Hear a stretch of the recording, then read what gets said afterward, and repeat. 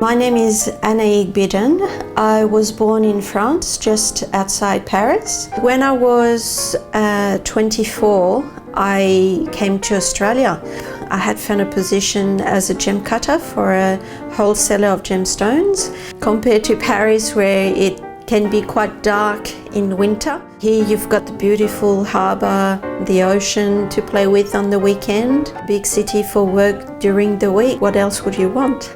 I discovered my passion for gemstones when I was about 6 years old. My grandmother took me to an exhibition of all the great jewellers in France, like Cartier, Van Cleef, all those people. And when I came back, I was so impressed with the things that I saw at the exhibition that I told my mum that I wanted to make crowns for the kings and queens.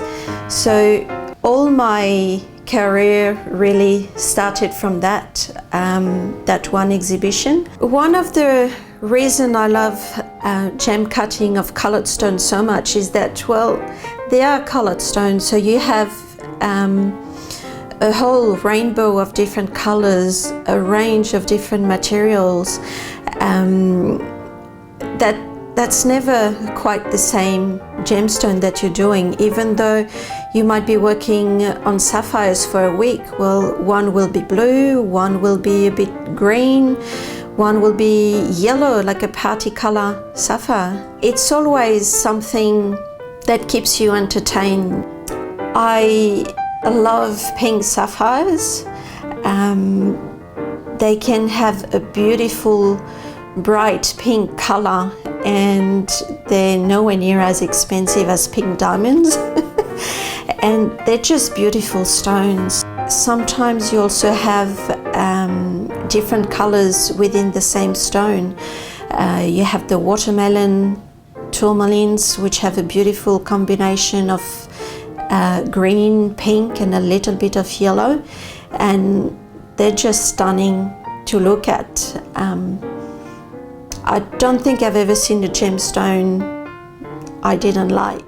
With the colored gemstones, we have a bit more freedom in the shapes that we can do, and also the wide variety of color and material. Each material will respond differently to the way you cut them.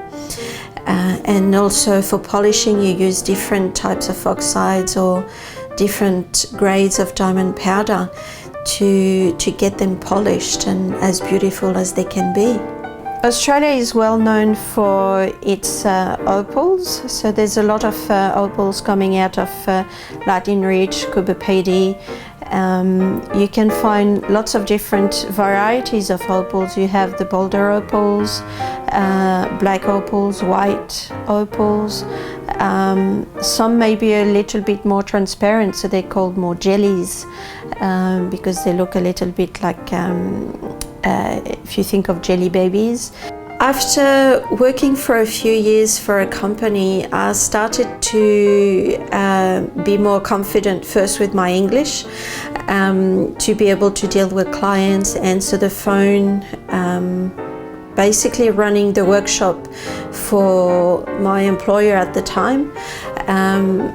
While he was overseas, I was in charge of his whole business, so it really taught me that, well, I can run a business, so why shouldn't I run it for myself?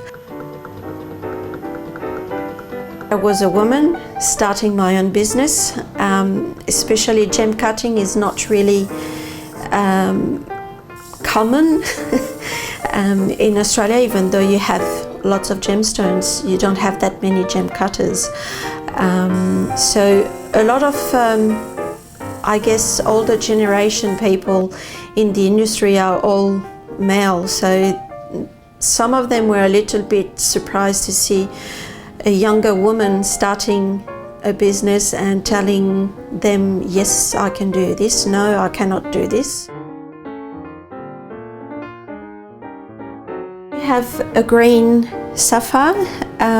That stone is very special to me because it came from a sapphire mine that I visited in just outside Oberon in New South Wales, and the person who was mining there of course asked me to look through a bit of the rough of the things that I were going through, and this one caught my eye and he was kind enough, he gave it to me. So I cut this one from the rough to get the particular color. It's mainly yellow with a few lines of blue going through it, and the way I cut it, it looks really green, like a pale green. I prefer the natural gemstones, if they have inclusions especially, rather than the clear with nothing in it, because you have something to look into the stone.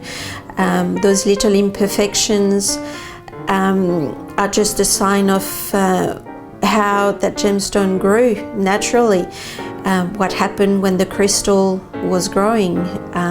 The conditions changed, it became a bit cooler, so you have little fractures, you might have little liquid or little impurities that got stuck on its side, and the crystal kept on growing and it became an inclusion. So all these sort of things tell a story for me, and I think a lot of my gemologist friends feel the same way.